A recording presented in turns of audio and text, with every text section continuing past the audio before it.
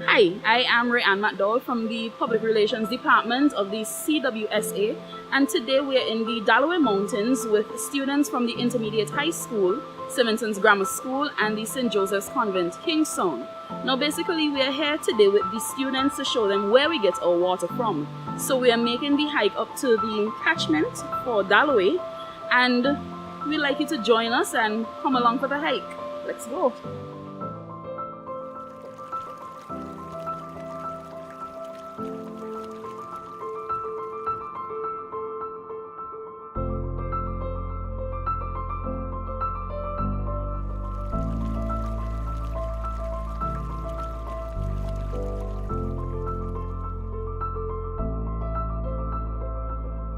My experience at the Vermont Valley was very intense and have lush vegetation and a lot of wildlife.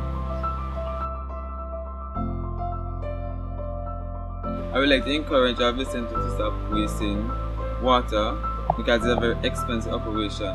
If you can, you could fill drums and buckets with rainwater to wash cars and water plants.